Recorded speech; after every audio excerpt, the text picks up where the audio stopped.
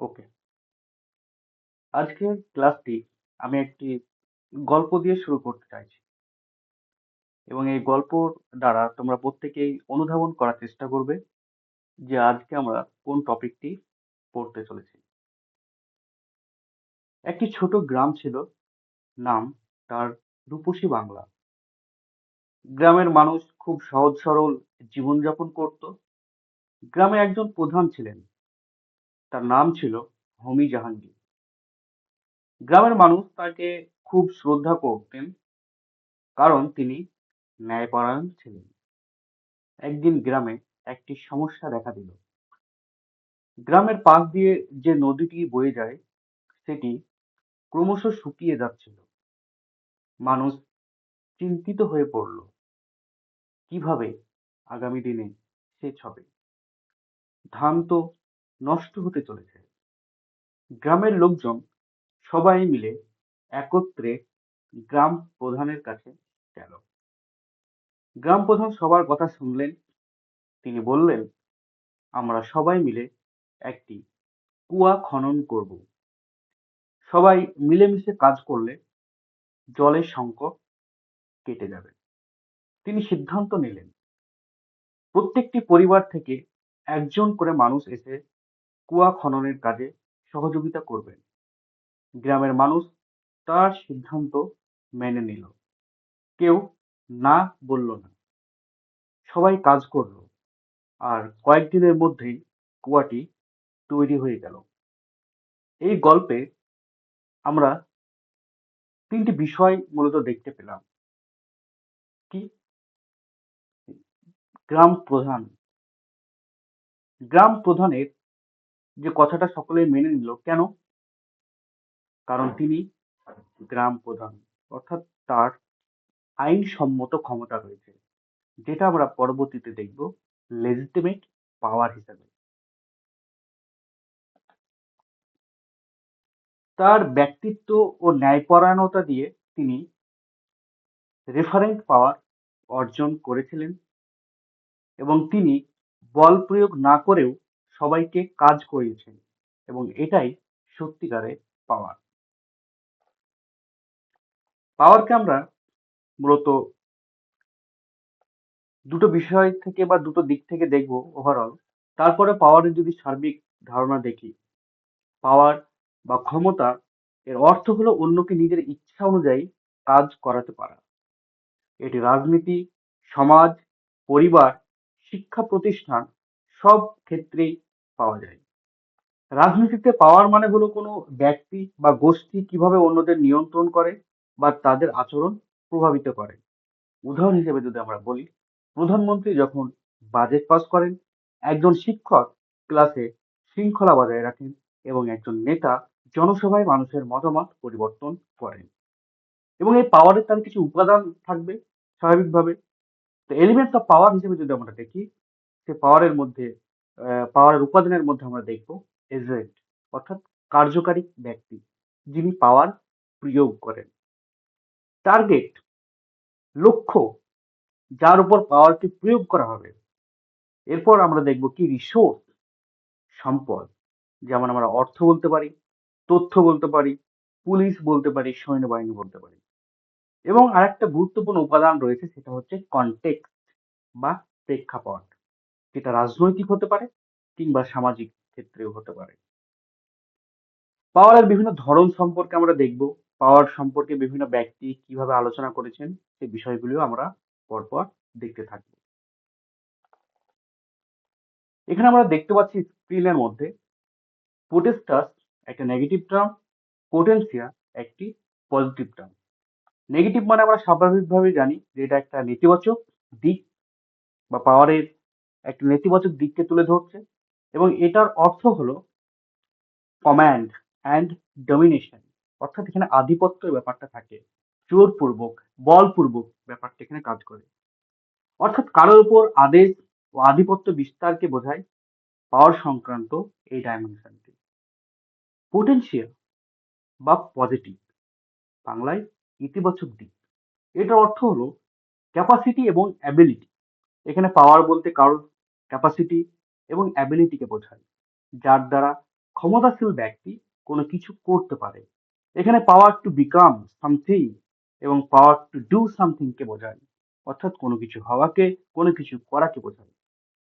Political সায়েন্সে বা রাষ্ট্রবিজ্ঞানের ক্ষেত্রে আমরা পাওয়ারকে পড়বো পাওয়ারের সামাজিক ও রাজনৈতিক কনটেক্সটের দিক থেকে। এখানে আমরা কিছু সোশ্যাল অ্যান্ড পলিটিক্যাল ভিউ দেখব। মূলত প্রথমে আমরা দেখতে পাচ্ছি ম্যাক্স ওয়েবারকে, যিনি একটা কোটেশন দিয়েছেন, power is probability that one actor within a social relationship will be in a position to carry out his or her will even against resistance। অর্থাৎ ক্ষমতা এমন এক সামাজিক সম্পর্ককে বোঝায় যার দ্বারা এক ব্যক্তি অপর ব্যক্তি দ্বারা যা ইচ্ছা তা করাতে পারে। এক্ষেত্রে অপর ব্যক্তি সেই কাজ করতে ইচ্ছা না থাকলেও সে করে বা করতে সচেষ্ট থাকে। অপরদিকে যদি আমরা একটা দেখি, রবার্ট ডাল, তিনি কি বলছেন, power is relationship among actors in which one actor induces other actor in a way that they would otherwise not act। অর্থাৎ এখানে পাওয়ারের যে রিলেশনশিপ টাকে এখানে তুলে ধরা হচ্ছে কি, যে power is a relationship among actor, same কথাই বলছেন দুজনে, ঠিক আছে, in which one actor induces other actor, একজন আরেকজনের উপর আধিপত্য বিস্তার করে বা প্রভাব বিস্তার করে বা তাকে দিয়ে কাজ করিয়ে নিয়ে আসছে ইন এ ওয়ে, একটা পদ্ধতিতে বা একটা পথে, that they would otherwise not act, যে তার অন্য কিছু করার প্রবণতা নেই, তাকে এটাই করতে হবে। তো ম্যাক্স ওয়েবার এবং রবার্ট ডাল, এই যে দুজন ব্যক্তিকে আমরা দেখতে পাচ্ছি, এনারা দুজনেই পাওয়ারের ক্লাসিক্যাল বা ট্র্যাডিশনাল ডেফিনিশন দিচ্ছেন, অর্থাৎ প্রাচীন যুগে ক্লাসিক্যাল টাইমে যেভাবে পাওয়ারটা ইউজ হয়ে থাকতো। অর্থাৎ পাওয়ারের এই ট্র্যাডিশনাল সংজ্ঞাকে অনেক তাত্ত্বিক সমালোচনাও করেছেন। সমালোচকদের মতে ওয়েবার এবং রবার্ট ডাল এর দেওয়া সংজ্ঞা হচ্ছে অন ডাইমেনশনাল, অর্থাৎ একমাত্রিক। সমালোচকদের মতে পাওয়ারকে বহুমাত্রিক দিক থেকে আলোচনা করা দরকার, কেননা পাওয়ার একটা বহুমাত্রিক ধারণা বা মাল্টি ডাইমেনশনাল কনসেপ্ট। এবং এক্ষেত্রে অন্যতম সমালোচকদের মধ্যে হলেন স্টিভেন লুকাস। তিনি একটি গ্রন্থ লিখেন 1974 সালে, পাওয়ার এ রেডিক্যাল ভিউ। এই গ্রন্থে পাওয়ারের তিনি তিনটি ফেস বা ডাইমেনশনকে তুলে ধরছেন। কি কি? এখানে আমরা দেখতে পাচ্ছি power as decision making, power as agenda setting আর power as non decision making. এবং 3 নম্বর যেটা দেখতে পাচ্ছি সেটা হচ্ছে কি, যে পাওয়ার অ্যাজ থট অফ কন্ট্রোল। তাহলে এখানে যে তিনটে আমরা ডাইমেনশন দেখতে পাচ্ছি বা ফেজ দেখতে পাচ্ছি সেগুলো সম্পর্কে একটু আমরা ধারণা নিই। পাওয়ার as decision making, decision making মানে কি, সিদ্ধান্ত গ্রহণ। এখানে মনে করা হয় পাওয়ার সেই ব্যক্তির কাছে আছে যার নিজস্ব সিদ্ধান্ত নেওয়ার ও সিদ্ধান্তকে প্রভাবিত করার ক্ষমতা রয়েছে। এখানে আমরা ওয়েবার এবং ডালের ডেফিনেশনকে ইনক্লুড করতে পারি।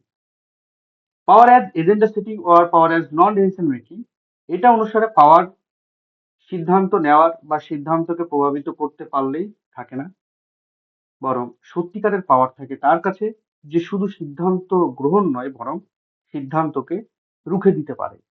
তো পাওয়ার অ্যাজ নন ডিসিশন মেকিং কি, যে এখন তোমার একটা সরকারের দরকার যে কোনো একটা প্রকল্প চালু করা বা কোনো একটা রিক্রুটমেন্ট নিয়ে আসা, কিন্তু নিচ্ছেন না, তো এটা কি, এটাও কিন্তু এক ধরনের পাওয়ার, মানে সিদ্ধান্ত না নেওয়ার পাওয়ার। এই বিষয়টা একটু তোমাদেরকে বুঝতে হবে। নেক্সট যেটা আমরা দেখতে পাচ্ছি সেটা কি, পাওয়ার as thought of control. Steven Lucas এটাকে, মানে এই 3 নম্বর যেটা ইয়েলো কালার করে দেওয়া আছে, সেটাকে র্যাডিক্যাল ভিউ অফ পাওয়ার বলে উল্লেখ করেছেন তিনি তার এই গ্রন্থে।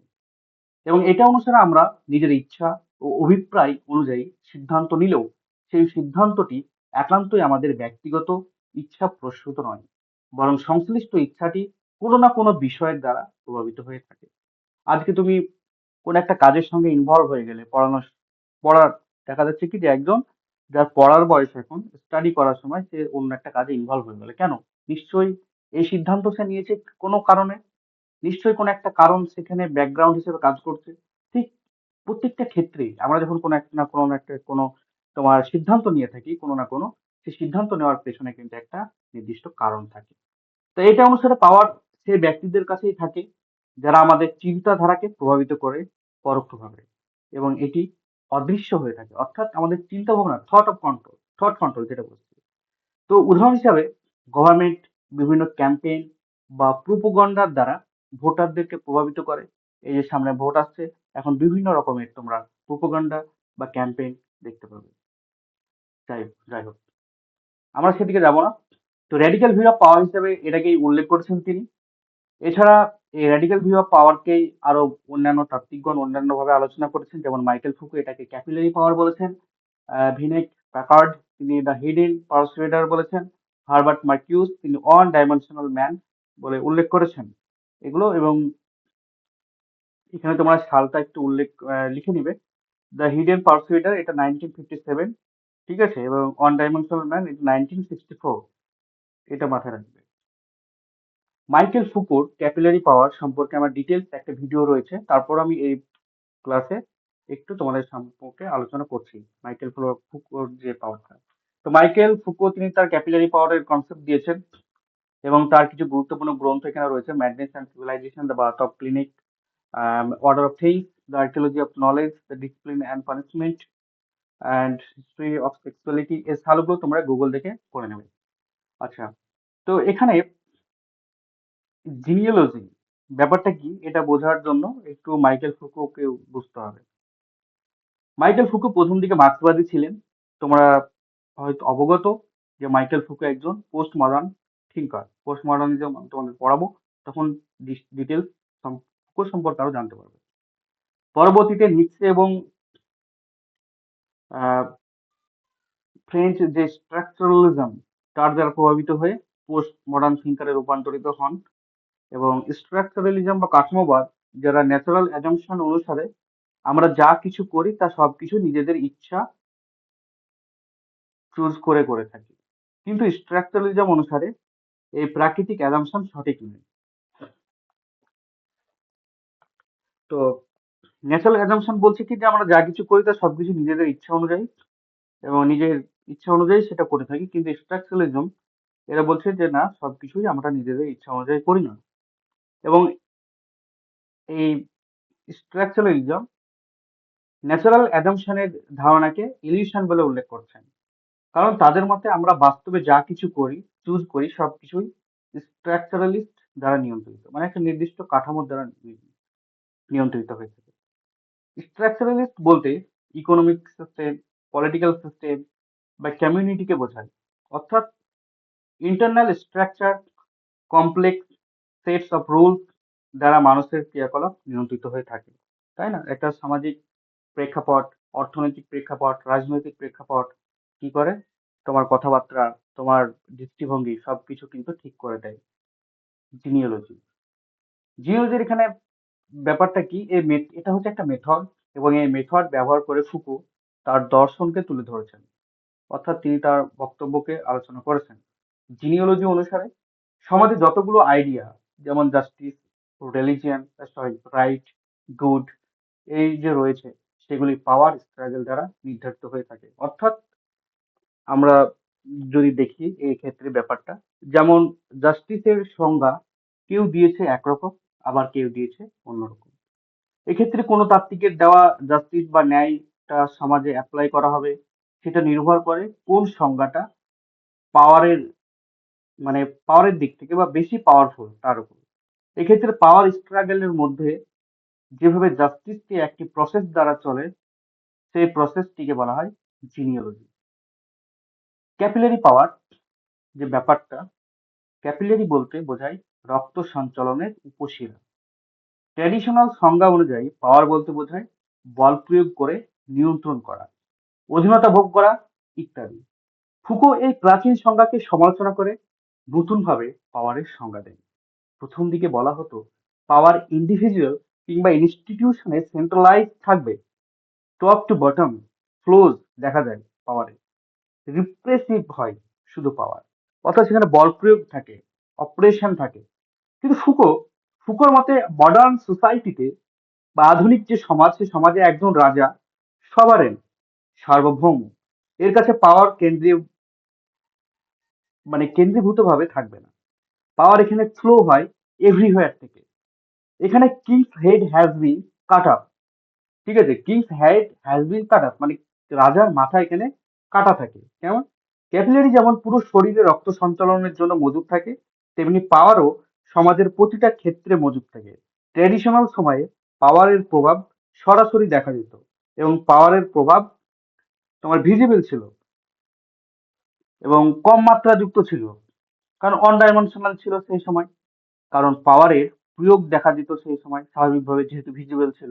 এখানে পাওয়ার হোল্ডার কয়েকটি ক্ষেত্রে মাত্র পাওয়ারকে প্রয়োগ করতে পারতো, কিন্তু মডার্ন সময় পাওয়ার হচ্ছে ইনভিজিবল, ইনডিরেক্ট হওয়ায় পাওয়ার একজন ব্যক্তির সমস্ত অ্যাসপেক্টকে নিয়ন্ত্রিত ও প্রভাবিত করে থাকে।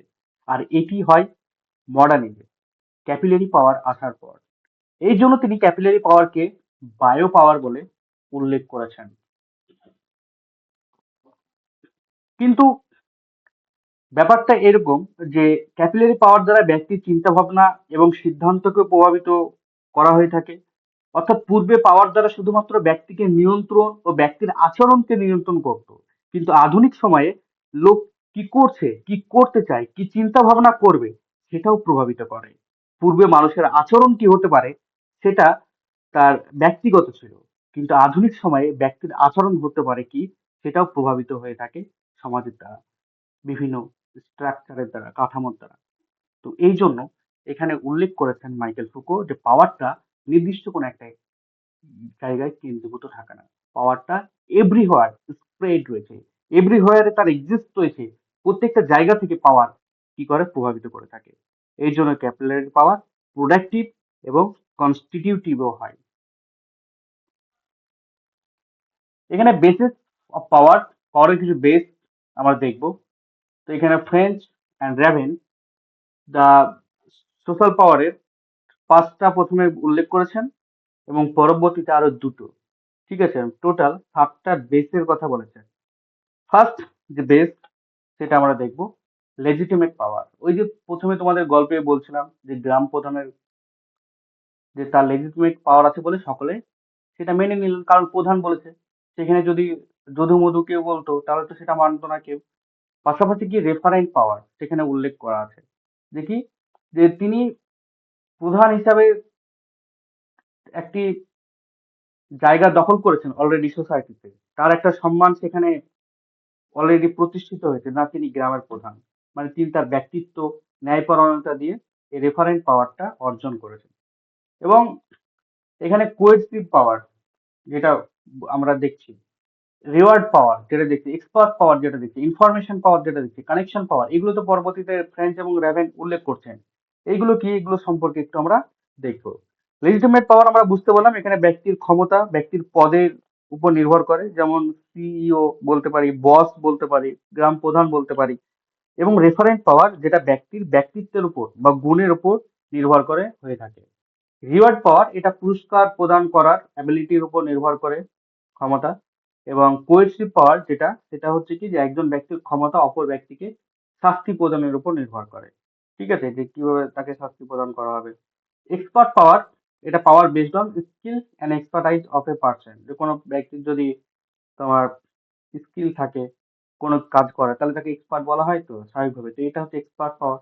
আর এটা কি, ইনফরমেশন পাওয়ার। তো এটি নির্ভর করে একজনের কাছে কতটা তথ্য আছে, সেই ব্যক্তি কিভাবে তথ্যগুলি নিয়ন্ত্রণ করতে পারে তার ক্যাপাবিলিটির উপর।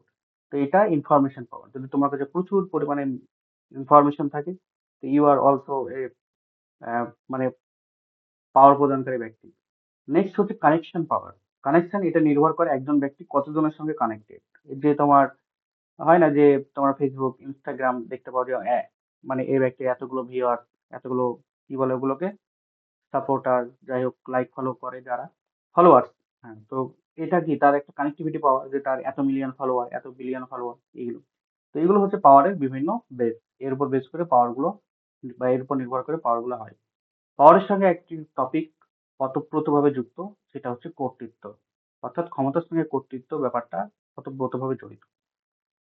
লেজিটিমেশন অফ পাওয়ার, পাওয়ারকে যখন আমরা বৈধতা দেব তখনই সেটা কর্তৃত্বে পরিণত হবে। কর্তৃত্ব হচ্ছে ক্ষমতা একটি ফর্ম, যার কাছে কর্তৃত্ব রয়েছে তার কাছে পাওয়ার থাকবেই। কিন্তু কারো কাছে পাওয়ার থাকলে অথরিটি নাও থাকতে পারে, সে বল প্রয়োগ ভাবে যদি করে। ধর, দেখা যাচ্ছে কি তুমি রাস্তা দিয়ে যাচ্ছ, কেউ একজন এসে তোমাকে বন্দুক ধরে বলছে এই টাকা দিয়ে দে, তাহলে ওর কাছে কিন্তু কর্তৃত্ব নেই, কিন্তু পাওয়ার আছে, কারণ বন্দুক ওর হাতে আছে। কোয়েরসিভ পাওয়ার তোমার কাছে প্রয়োগ করলো। অন্যদিকে যদি আমার কাছে পাওয়ার থাকে, তাহলে সেই পাওয়ার দ্বারা কোনো ব্যক্তিকে প্রভাবিত করতে পারি, হয় কথা বলে, না হয় ভায়োলেন্সের মাধ্যমে। এবং অন্যদিকে আমার কাছে অথরিটি থাকলে উইদাউট পারসুয়েশন বা কোয়েরশন ছাড়াই অপর ব্যক্তি আমার আদেশকে মেনে নেবে। উক্ত যে অপর ব্যক্তিটি বা সংশ্লিষ্ট ব্যক্তিটি আমার প্রতি আনুগত্য প্রকাশ করবে স্বাভাবিকভাবে, কারণ কি সে আমার দেখা যাচ্ছে আমি তার টিচার, তাহলে আমি যা বলবো সে শুনবে। যা বলবো বলতে নৈতিক যে বিষয়গুলো। তো এখানে অপর ব্যক্তিটি আমার কর্তৃত্ব অধীনে থাকায় সেটা সে তার ডিউটি হিসাবে পালন করবে। পাওয়ার শুধুমাত্র অ্যাবিলিটি এবং ক্যাপাসিটি দিয়ে থাকে এবং অপরকে প্রভাবিত করার ক্ষেত্রে। লেজিটিমেসি ব্যাপারটা কি, যে পাওয়ারকে যখনই আমরা লেজিটিমাইজ করব তখন সেটা কর্তৃত্বে পরিণত হবে। সোশ্যোলজিক্যাল এবং অ্যাটিটিউডাল ভিউ দিয়েছেন এক্ষেত্রে ম্যাক্স ওয়েবার, এবং নর্মাটিভ ভিউ দিয়েছেন মূলত ডেভিড বেথাম। তো লেজিটিমেসি বা বৈধতা যখন পাওয়ারের সাথে যুক্ত হয় তখন সেটি অথরিটিতে রূপান্তরিত হয়। এবং কেউ যদি কারোর উপর পাওয়ারকে ব্যবহার করে, সেক্ষেত্রে যদি বৈধতা যুক্ত হয় তাহলে সেটি রাইটফুল হয়, সঠিক বলে বিবেচিত হয়, কারণ এখানে উক্ত ব্যক্তিবর্গ বৈধতা প্রদানের মাধ্যমে কর্তৃত্বকে মেনে নিয়ে থাকে। তো পাওয়ার হোল্ডারের পাওয়ারকে লেজিটিমেট কি করে করা হয়, এক্ষেত্রে দুটো দিক রয়েছে। সেই দুটো দিকের মধ্যে এই সোশিওলজিক্যাল দিক একটি, একটা নর্মাটিভ ভিউ বা দিক একটি। সোশিওলজিক্যাল বা অ্যাটিটিউডাল ভিউ এর দিক থেকে ম্যাক্স ওয়েবারের মতে, ম্যাক্স ওয়েবার মূলত উল্লেখ করছেন যে পাওয়ারের বৈধতা নির্ভর করে সমাজস্থ ব্যক্তিবর্গের বিলিফ সিস্টেমের উপর, অর্থাৎ সমাজে যে সমস্ত মানুষ বসবাস করছে তাদের বিশ্বাসের উপর। এবং নর্মাটিভ ভিউ, যেটা ডেভিড বেথাম এই ব্যক্তি দিয়েছেন, ঠিক আছে, তিনি বলছেন যে সমাজস্থ ব্যক্তিবর্গের বিশ্বাসের উপর বৈধতা নির্ভর করে না, কারণ মানুষের বিশ্বাসকে প্রোপাগান্ডা বা বল প্রয়োগ ভাবে নিয়ন্ত্রণ করা বা পরিবর্তন করা যায়। তো ডেভিড বেথামের মতে একজন পাওয়ার হোল্ডার যদি universal set of moral principal অনুযায়ী ব্যবহার করে তবে সেটি বৈধ হবে, অর্থাৎ যেটা পৃথিবীর বিভিন্ন দেশেই নৈতিক ব্যবহার। অর্থাৎ তুমি ভারতে এক ধরনের ব্যবহার করছো, সেই ব্যবহারটাই যদি আমেরিকায় গিয়ে করা হয়, আফ্রিকায় গিয়ে করা হয়, ঠিক আছে, বা আফ্রিকার বিভিন্ন দেশগুলোতে করা হয়, তাহলে সেখানেও যদি বৈধতা হয় এই ব্যবহারটা, তাহলে ভাবতে হবে যে না তুমি ন্যায়পরায়ণ বা তোমার পাওয়ারটা ব্যবহার করাটা একটা বৈধতা। এখানে পাওয়ার হোল্ডারের পাওয়ারকে লেজিটিমেট কিভাবে করা হয়, বা যার কাছে পাওয়ার আছে সেই পাওয়ারটা বৈধ কি বৈধ না, এই ক্ষেত্রে দুটো ভিউ আমরা দেখলাম। একটা সামাজিক ভিউ, সোশিওলজিক্যাল ভিউ, যেটা ম্যাক্স ওয়েবার দিয়েছেন, তিনি বলছেন সমাজস্থ ব্যক্তিবর্গের বিলিফ সিস্টেমের উপর নির্ভর করে এটা।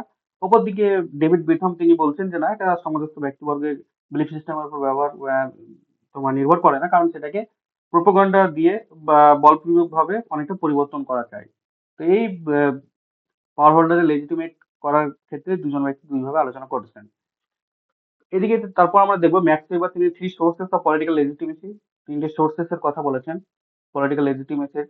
Traditional authority, custom and tradition এর উপর গুরুত্ব দেয়। ক্যারিজমেটিক অথরিটি, পার্সোনালিটি অ্যান্ড কোয়ালিটির উপর গুরুত্ব দেয়। লিগাল রেসপন্স অথরিটি, যেটা legally define moral set of rules. অর্থাৎ ট্রেডিশনাল অথরিটিটা কিসের উপর বেস্ট করে, কাস্টম এবং ট্রেডিশনের উপর, প্রথা, রীতিনীতি, ঐতিহ্যের উপর। ক্যারিজমেটিক সেটা বা তোমার সম্মোহনী কর্তৃত্ব যেটাকে বলা হয়, ঠিক আছে, তো এটা কোয়ালিটির উপর, একজন ব্যক্তির পার্সোনালিটির উপর নির্ভর করে। লিগাল রেশনাল, যেটা মূলত লিগালি ডিফাইন থাকে, ফর্মাল সেট অফ রুলস, বিভিন্ন রুলস থাকে, তাই না, তো এটা বর্তমান সময়ে দেখা যায়। তো তোমার তিনটে দেখা যায়, কিন্তু এটা বর্তমানে বেশি প্লে করে বিভিন্ন সোসাইটিতে। ডেভিড বেথাম তিনি তার দ্য লেজিটিমেশন অফ পাওয়ার 1991 এ সালে প্রকাশিত দ্য লেজিটিমেশন অফ পাওয়ার গ্রন্থে ওয়েবারের সোশিওলজিক্যাল অ্যাপ্রোচকে সমালোচনা করেন, এবং তিনি বলেন পাওয়ারকে লেজিটিমেট বানানো যাবে তিনটি কন্ডিশনের মাধ্যমে। কি? Power must be exercise according to the establish rules, normative আর মোরাল প্রিন্সিপাল, এবং পাওয়ার হোল্ডার। তো এখানে যে তিনটে বিষয় দেখছি, যে নর্মাটিভ মোরাল প্রিন্সিপালকে ফলো করে পাওয়ার ব্যবহার করলে বৈধসম্মত হবে, বা নর্মাটিভ ও মোরাল প্রিন্সিপাল গুলি সবার দ্বারা মিলেমিশে বানাতে হবে, তবে সেটা বৈধসম্মত হবে। পাওয়ার হোল্ডার বা গভর্নমেন্টের পাওয়ারকে ব্যক্তিবর্গের দ্বারা সমর্থিত হতে হবে, তবে সেটা তোমার লেজিটিমেট হবে। তো power must be exercise according to establish rules, এটা কিন্তু হতে হবে, তবে তোমার পাওয়ারকে বৈধ বানানো যাবে। ঠিক আছে। আচ্ছা, এক্ষেত্রে আমরা নেক্সট যেটা দেখব, হান্না পিটকিন পাওয়ারকে কিভাবে আলোচনা করেছেন। হান্না পিটকিন তিনি পাওয়ার ওভার এবং পাওয়ার টু এইভাবে উল্লেখ করেছেন, মানে যেটা আমরা পজিটিভ নেগেটিভ হিসেবে প্রথমেই দেখছিলাম পাওয়ারে। ঠিক আছে, তো এই দুই ধরনের পাওয়ারের কথা বলেছেন। পাওয়ার ওভার যেটা, সেটা ক্লাসিক্যাল বা ডোমিনেশন বলে উল্লেখ করা হয়ে থাকে।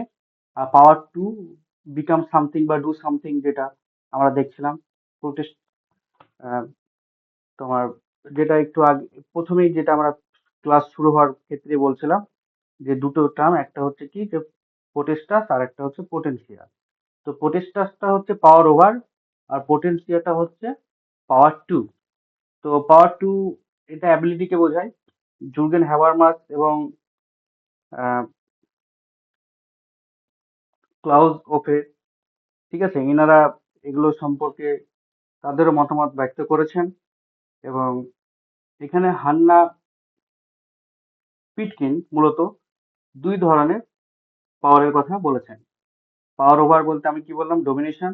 পাওয়ার ওভার আদার পিপুল, অন্য ব্যক্তির প্রতি। এখানে দুজন ব্যক্তির প্রয়োজন হয়, যেখানে একজনের কাছে পাওয়ার থাকবে এবং অপরজন ব্যক্তির কাছে থাকবে না, অর্থাৎ সেই ব্যক্তিটি পাওয়ার হোল্ডারের অধীন থাকবে, ফলে এটি সামাজিক সম্পর্কের মধ্যে বিদ্যমান থাকে। পাওয়ার তো এখানে একজনের অ্যাবিলিটিকে বোঝায়, পাওয়ার বলতে, অর্থাৎ স্বাধীনভাবে স্বতন্ত্র ক্রিয়াকলাপ করতে পারলে তার কাছে পাওয়ার রয়েছে। এবং এখানে পাওয়ারের অর্থ অপরকে নিয়ন্ত্রণ নয়, বরং নিজের উপর নিয়ন্ত্রণকে বোঝায়। এবং এটি সোশ্যাল রিলেশনের দেখা যায় না, এখানে একজন ব্যক্তির উপরই পাওয়ার সম্পর্কিত। পলিটিক্যাল থিওরির যতগুলোই তাত্ত্বিক রয়েছেন, হয়তো তারা পাওয়ার টু কিংবা পাওয়ার ওভারের কথা বলেছেন। হান্না আরেন্ট তিনি পাওয়ার টু এর কথা বলেছেন, ওয়েবার, ফুকো ইনারা পাওয়ার ওভারের কথা বলেছেন। তো power over are called transitive. Max Weber এটির প্রোপোনেন্ট। ঠিক আছে, পাওয়ার ওভার, যেহেতু পাওয়ার ওভার মানে কি ক্লাসিক্যাল ডেফিনেশন, আমি প্রথমে তোমাদের বলেছি ম্যাক্স ওয়েবার এবং রবার্ট ডালের সংজ্ঞাটা। ঠিক আছে, তো ইনারা এটা দিয়েছেন। এবং ট্রানজিটিভ পাওয়ার মিনস, যেটা আমরা দেখব, যে we need an object on hmm power is exercise. অর্থাৎ এক্সাম্পল হিসেবে যদি দেখি, যে আমি কার উপর পাওয়ারটা প্রয়োগ করব, সেই ব্যাপারটা এখানে গুরুত্বপূর্ণ রোল প্লে করে। এবং কে পাওয়ারটা তোমার প্রয়োগ করবে।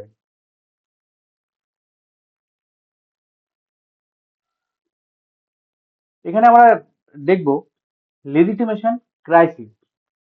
ঠিক আছে, যে বৈধতার যে ব্যাপারটা, যে যেটা নিয়ে একটা প্রশ্ন উঠেছিল, যে ডেভিড বেকহ্যাম এবং ম্যাক্স ওয়েবারের মধ্যে একটা সমালোচনা চলছিল দুজনের মধ্যে পরস্পরের। তো সেখানে একটা প্রশ্ন আসলো কি, তোমার লেজিটিমেশন ক্রাইসিস, যেটা জুর্গেন হ্যাবারমাস এবং ক্লাউস অফের দ্বারা হয়ে থাকে।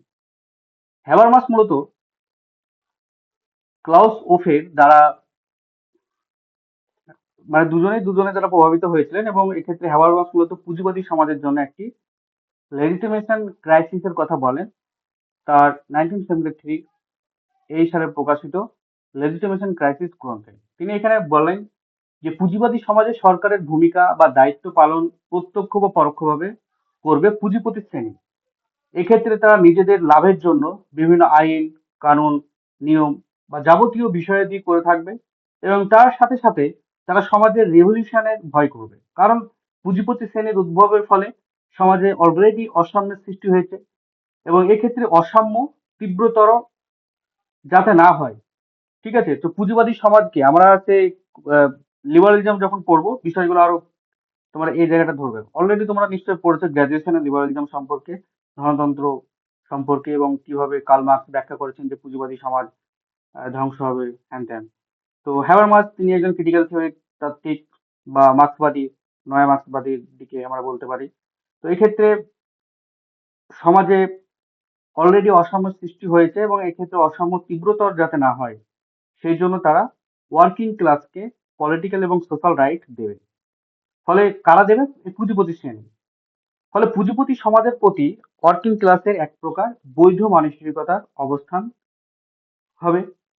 কিন্তু এই ওয়ার্কিং ক্লাস যখন আরো কিছু অধিকার চাইবে, মানে এদেরকে যখন কিছু রাইটস দেওয়া হলো, সোশ্যালি পলিটিক্যাল রাইট, ইকোনমিক্যাল কিন্তু নয়, ঠিক আছে, সামাজিক এবং রাজনৈতিক অধিকার দেওয়া হলো। তো দেওয়ার ফলে কি হচ্ছে, ওয়ার্কিং ক্লাসের মধ্যে আরো চাহিদা বাড়ছে এবং তারা কি করবে, আরো কিছু ডিমান্ড করবে, ওয়েলফেয়ার করতে বলবে তাদের জন্য।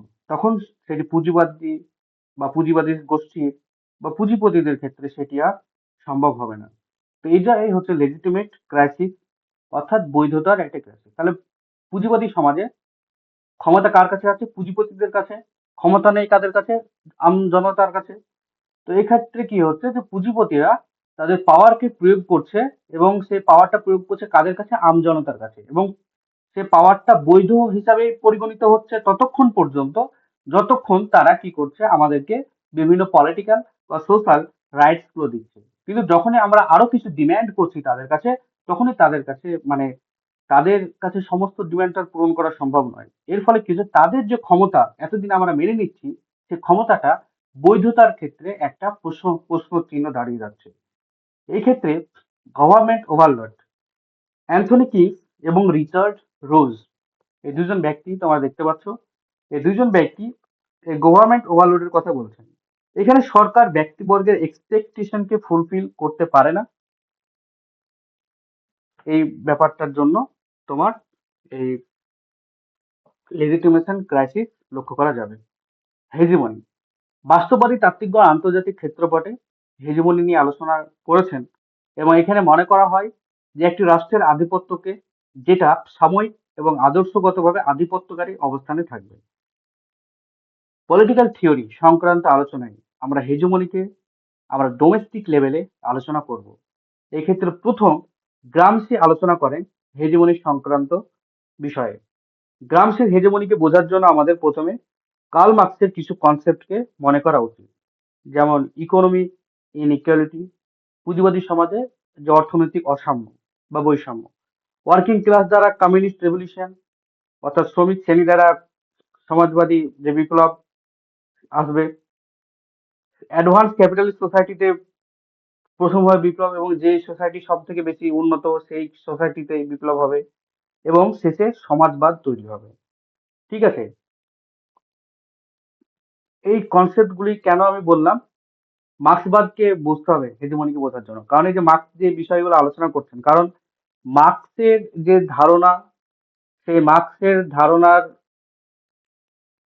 ব্যর্থ হওয়ার ফলেই তোমার এই হেজিমনি সম্পর্কিত আলোচনা উঠে আসছে। অর্থাৎ কার্ল মার্ক্স যখন তিনি তার শ্রেণী সংগ্রামের কথা বলছিলেন এবং শ্রেণী সংগ্রামের কথা বলতে গিয়ে তিনি বিভিন্ন সোসাইটির কথা বলছেন, যে আদিম সাম্যবাদী সমাজ ভেঙে দাস সমাজ, দাস সমাজ ভেঙে সামন্ত সমাজ, সামন্ততান্ত্রিক সমাজ ভেঙে ধনতান্ত্রিক সমাজ, ধনতান্ত্রিক সমাজ ভেঙে সাম্যবাদী সমাজ, এই যে সমাজগুলো সৃষ্টির একটা তিনি হুইল, একটা চাকার মতো বলছেন, সার্কুলেশনের কথা বলছেন, যে ভাঙছে গড়ছে ভাঙছে গড়ছে। ঠিক আছে, তো এই গড়ার ক্ষেত্রে তিনি বললেন কি, যে অ্যাডভান্স ক্যাপিটালিস্ট সোসাইটিতে এই রেভলিউশনটা হবে কমিউনিস্ট রেভলিউশন, কিন্তু রেভলিউশন হলো কোথায়? রাশিয়ার মতো একটা সমাজতান্ত্রিক দেশে। তাহলে তো কার্ল মার্ক্সের প্রেডিকশন ভুল হলো। এই ভুল কেন হলো সে ব্যাপারটাকে আলোচনা করার জন্যই মূলত এই আমাদের অ্যান্টনিও গ্রামসি তিনি হেজিমনির ধারণাটা আলোচনা করছেন। অর্থাৎ তিনি উত্তর দিচ্ছেন সোসাইটিকে, তিনি থিওরিটিক্যাল অ্যাসপেক্ট থেকে ব্যাখ্যা দেওয়ার চেষ্টা করছেন যে কার্ল মার্ক্সের যে চিন্তা ভাবনা, কার্ল মার্ক্সের যে প্রেডিকশন, সে প্রেডিকশনটা কেন উল্টো দিকে হয়ে গেল। এক্ষেত্রে গ্রামসি তোমার কিছু ডাইমেনশনের কথা বলছেন, আইডিওলজিক্যাল ডমিনেশনের কথা বলছেন। আইডিওলজিক্যাল ডমিনেশন দেখতে পাচ্ছি আমরা, political domination, economical domination.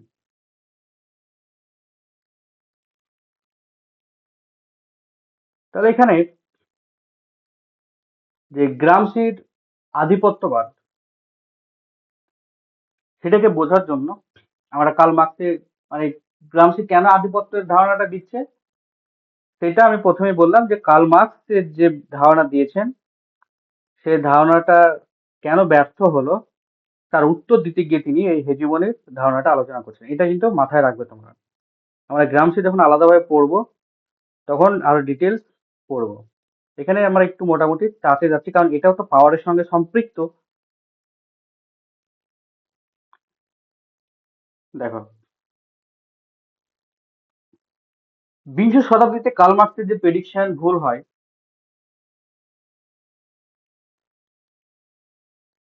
Gramsci সেটা অবজার্ভ করেন। তিনি দেখেন ওয়েস্টার্ন ইউরোপ সংযুক্ত যে কান্ট্রি, সেই কান্ট্রিতে কোনো কমিউনিস্ট রেভলিউশন হওয়ার লক্ষণ নেই। এখানে ওয়ার্কিং ক্লাস সাপোর্ট করে ক্যাপিটালিস্ট সিস্টেমকে, বিরোধ করবে কি বরং তারা সাপোর্ট করছে। গ্রামসি এই পরিস্থিতিকে ব্যাখ্যা করার চেষ্টা করেন কেন ওয়ার্কিং ক্লাস পুঁজিবাদীকে সমর্থন করছে।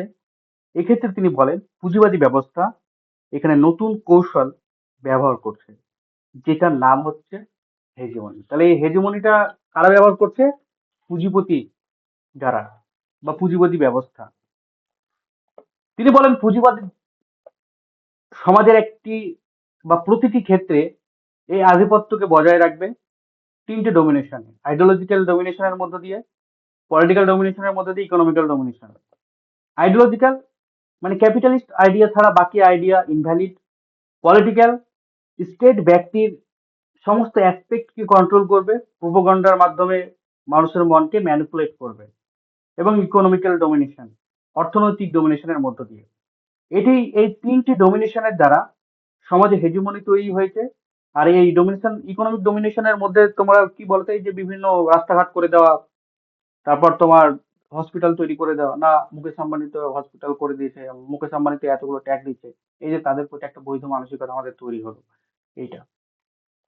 তো এই মুকেশ আম্বানির টাকা যদি তোমার কাছে থাকতো তুমিও দিতে, ঠিক আছে? এইটা হচ্ছে তোমার গ্রামসের কথা বা মার্ক্সবাদীদের কথা। কিন্তু ক্যাপিটালিস্ট ওই আইডিওলজির মধ্যে যদি পড়ো বা ওই দিক থেকে যদি তুমি দেখো তাহলে কি না, ওরা তো অনেক টাকাই দিচ্ছে সরকারকে ট্যাক্স, তো ওরাই তো ভালো, ওরাই তো বৈধ। কিন্তু তুমি তোমার অধিকার সম্পর্কে কনসিয়াস নয়। যাই হোক, আমি সেই দিকে আলোচনায় যাব না। এই তিনটি ডোমিনেশনের দ্বারা সমাজে হেজিমনি তৈরি হয়েছে। আর এই ডোমিনেশন হবে পৌর সমাজে। তিনি বলেন হেজিমনি হচ্ছে পুঁজিবাদী ব্যবস্থায় পুঁজিপতিদের এক প্রকার হাতিয়ার বা পাওয়ার, যেটি পৌর সমাজে এক্সিস্ট করে। এবং এই হেজিমনি থাকার সাথে সাথে সমাজে রেভলিউশন নিয়ে আসা কঠিন। এই ক্ষেত্রে তিনি দুটি স্টেপের কথা বলেন যার দ্বারা রেভলিউশন আনা যাবে। একটি কি, ওয়ার অফ পজিশন, আর একটা হচ্ছে ওয়ার অফ ম্যানুভের বা মুভমেন্ট। ওয়ার অফ পজিশন, এখানে পৌর সমাজকে পুনরায় গঠন করার কথা বলা হয়। এখানে পুঁজিবাদের আধিপত্যকে ভেঙে দিতে হবে এবং কাউন্টার হেজিমনিকে প্রতিষ্ঠা করতে হবে। আর এই প্রসেস অনেক সময় ধরে চলতে থাকবে। এক্ষেত্রে একবার কাউন্টার হেজিমনি প্রতিষ্ঠা পেলে গ্রামসে বলেন দ্বিতীয় ধাপে তবেই দিতে হবে। দ্বিতীয় ধাপকে ওয়ার অফ ম্যানুভের বা মুভমেন্ট। এটার অর্থ হলো ডাইরেক্টলি ক্যাপচার স্টেট পাওয়ার। স্টেট পাওয়ারকে ডিরেক্টলি ক্যাপচার করতে হবে। কখন? প্রথম ধাপ যখন জিতবে, অর্থাৎ রুলিং ক্লাসের পাওয়ারকে ক্যাপচার করে নিতে হবে। এটি দীর্ঘদিন নয় বরং কুইক স্টেপ হবে। এই যে কাউন্টার হেজিমনি করবে ওয়ার অফ পজিশনে, সেই কাউন্টার হেজিমনিরা কারা করেছেন? লেনিনের কথা আমরা বলতে পারি, যারা হচ্ছে কি তোমার এই কাউন্টার হেজিমনি করেছেন। আমরা যখন গ্রামসি ডিটেলস পড়বো, ওয়েস্টার্ন পলিটিক্যাল থট, তোমার আরো ডিটেলস পড়বো এই হেজিমনি কনসেপ্টটি। এখানে এতটুকুই পাওয়ার সম্পর্কে, পাওয়ারের দিক থেকে বা পাওয়ারের অ্যাসপেক্ট থেকে এইটুকুই মাথায় রাখবে। তাহলে আজকে যে আলোচনা আমরা দেখলাম সেখানে পাওয়ার সম্পর্কে ডিটেলস এবং বিভিন্ন থিঙ্কারদের আলোচনা মোটামুটি দেখলাম, এবং পাওয়ার সম্পর্কে মূলত ধারণা আমরা আশা করি সকলেরই সঠিক হয়েছে। তাই পরিশেষে বলা যায় ক্ষমতা কিন্তু সবসময় বড় বড় কাজের সঙ্গে জড়িত অ্যাসেন্ডিং এর মতো নয়। ক্ষমতা হলো আমাদের মনের শক্তি, আমাদের হাতের নাগালে। এটি আমাদের নিজের উপর বিশ্বাস, আমাদের সিদ্ধান্ত নেওয়ার ক্ষমতা এবং আমাদের কাজের মাধ্যমে পৃথিবীকে আরো সুন্দর করার শক্তি। তাই আসো আমরা সকলে আমাদের ক্ষমতাকে সঠিকভাবে ব্যবহার করি নিজেদের উন্নতি করি এবং একে অপরকে সাহায্য করি। কারণ ক্ষমতা শুধু পাওয়ার জন্য নয়, তা দিয়ে ভালো কিছু করার জন্য। ধন্যবাদ সকলকে।